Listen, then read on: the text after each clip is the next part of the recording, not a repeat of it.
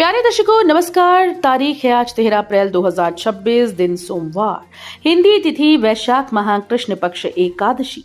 आइए नजर डालते हैं हमारे प्यारे राज्य हिमाचल प्रदेश की तमाम बड़ी खबरों पर। वीडियो शुरू करने से पहले कमेंट बॉक्स में जय हिंद लिखकर हमें सपोर्ट करें। तो चलिए शुरू करते हैं। जलाशयों से प्राप्त मछलियों के लिए न्यूनतम समर्थन मूल्य की घोषणा, रॉयल्टी घटाकर 1% की। सुकू सरकार ने राज्य के इतिहास में पहली बार मछुआरा समुदाय के उत्थान के लिए एक ऐतिहासिक निर्णय लिया। बजट 2027-26 की घोषणाओं को अमली जामा पहनाते हुए सरकार ने जलाशयों की मछलियों के लिए न्यूनतम समर्थन मूल्य लागू कर दिया है और रॉयल्टी दरों में भारी कटौती की। बाजार में कीमतों के उतार चढ़ाव से मछुआरों को बचाने के लिए सरकार ने 100 रुपए प्रति किलोग्राम का न्यूनतम समर्थन मूल्य तय किया है। यदि नीलामी में मछली की कीमत 100 रुपए से कम रहती है तो सरकार 20 रुपए प्रति किलो तक की सब्सिडी देगी। ये लाभ सीधे मछुआरों के बैंक खातों में डीबीटी के जरिए भेजा जाएगा। हिमाचल में फिर बिगड़ने वाला है मौसम, 2 दिनों तक बारिश बर्फबारी के आसार। जानिए मौसम का ताजा अपडेट। हिमाचल प्रदेश में अगले कुछ दिनों तक मौसम साफ रहने की संभावना जताई गई। मौसम विभाग के अनुसार राज्य में 15 अप्रैल तक शुष्क मौसम बना रहेगा। इस दौरान किसी बड़े मौसमी बदलाव की संभावना नहीं है, जिससे आम जनजीवन सामान्य रहने की उम्मीद है। वहीं 16 अप्रैल को एक नया पश्चिमी विक्षोभ सक्रिय हो सकता है।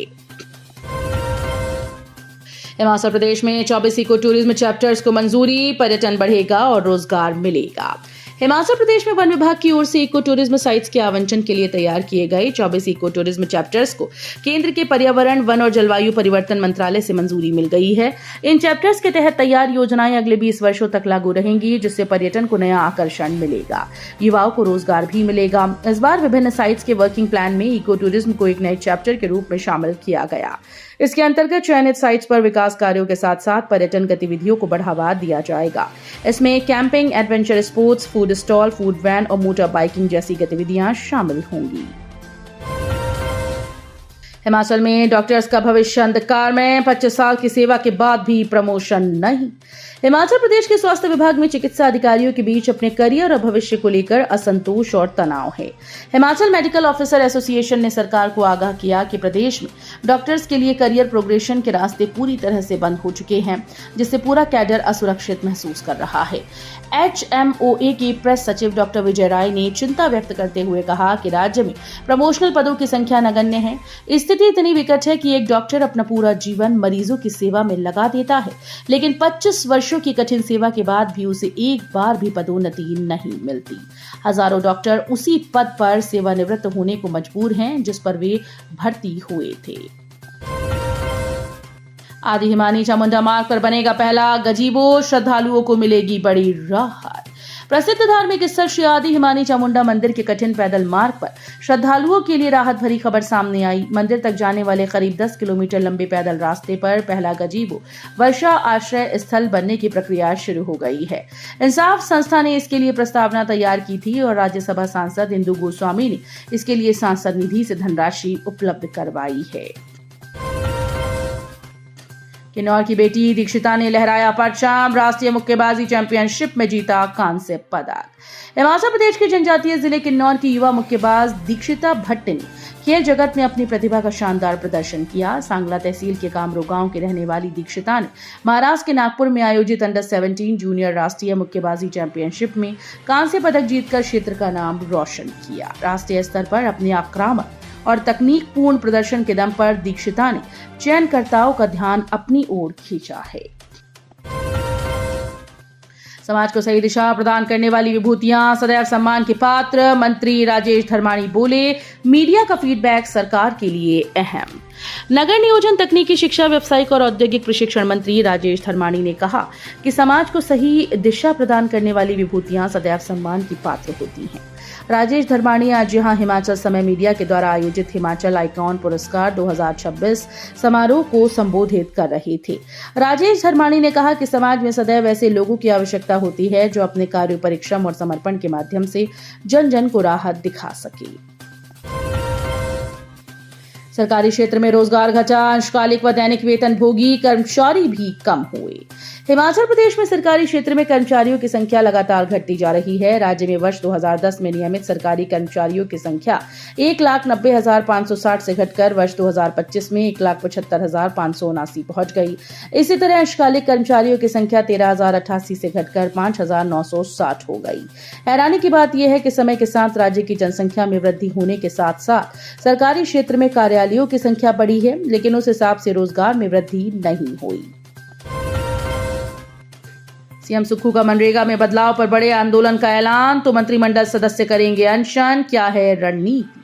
मनरेगा में केंद्र सरकार के द्वारा किए बदलाव पर सियासत गर्मा गई। कांग्रेस ने संसद से लेकर सड़क तक केंद्र सरकार को घेरने की रणनीति बनाई। मुख्यमंत्री सुखविंदर सिंह सुक्खू ने केंद्र सरकार पर निशाना साधकर प्रदेश में जल्द बड़े आंदोलन का ऐलान किया। शिमला में पत्रकारों से बातचीत में मुख्यमंत्री ने आरोप लगाया कि केंद्र सरकार के द्वारा मनरेगा में की गई कटौती से हिमाचल को भारी नुकसान हुआ है।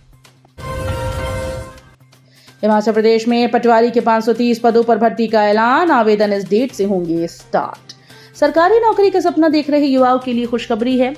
हिमाचल प्रदेश राज्य चयन आयोग की ओर से पटवारी के 530 रिक्त पदों को भरने के लिए नोटिफिकेशन जारी करने का ऐलान कर दिया गया। अधिसूचना के मुताबिक इस भर्ती के लिए ऑनलाइन आवेदन की प्रक्रिया 12 दिसंबर से स्टार्ट होगी, जो निर्धारित अंतिम तिथि 16 जनवरी 2026 तक जारी रहेगी। पटवारी पदों के लिए पात्रता रखने वाले अभ्यर्थी तय तिथियों के अंदर ऑनलाइन माध्यम से आवेदन की प्रक्रिया को पूरा कर पाएंगे।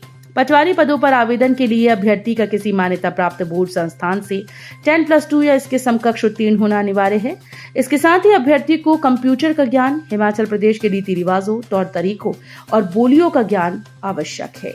इसके अलावा उम्मीदवार की न्यूनतम आयु 18 वर्ष और अधिकतम 45 वर्ष से ज्यादा नहीं होनी चाहिए। फेसबुक पर पुराने सिक्के बेचने का दिया झांसा, युवक से 10 लाख रुपए की ठगी, एफआईआर दर्ज। कुल्लू के निर्मंड थाना क्षेत्र में ऑनलाइन ठगी का एक हैरान कर देने वाला मामला सामने आया। यहाँ फेसबुक पर पुराने सिक्के बेचने का झांसा देकर एक युवक से करीब 10 लाख रुपए ठग लिए गए। शिकायतकर्ता के मुताबिक वो फेसबुक के जरिए अज्ञात व्यक्तियों के संपर्क में आ गया, जिसने अलग अलग बहानों से करीब 9,77,885 रुपए ऐंठ लिए।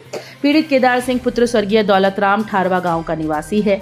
पुलिस को दी शिकायत में उसने बताया कि 2 सितंबर को फेसबुक पर उसकी बातचीत सचिन नाम के युवक से हुई, जिसने पुराने सिक्के बेचने के लिए पहले रजिस्ट्रेशन अनिवार्य बताकर गूगल पे से कुछ पैसे मंगवाए।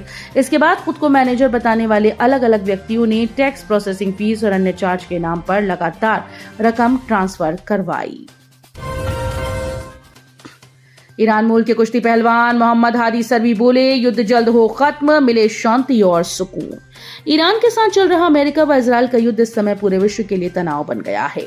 इंशाअल्लाह ये युद्ध जल्द खत्म होगा और पूरे विश्व में शांति व सुकून होगा। शनिवार को मेला मैदान दाड़ी में आयोजित धुमुशाह मेले की विशेष छिंज में भाग लेने आए साल 2024 में पुरुष वर्ग में 97 किलोग्राम पेरिस ओलंपिक में स्वर्ण पदक जीतने वाले ईरान मूल के कुश्ती पहलवान मोहम्मद हादी सरवी ने कहा।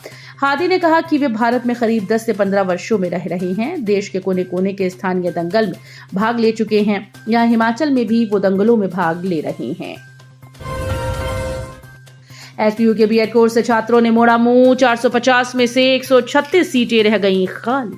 हिमाचल प्रदेश विश्वविद्यालय के centre for distance and online education में जनवरी 2026 सत्र के दौरान बीएड कोर्स की सभी सीटें नहीं भर पाईं। बीएड कोर्स में 450 सीटें मौजूद हैं, लेकिन इस सत्र के लिए इस बार 314 सीटें ही भर पाईं, जबकि 136 खाली रह गई।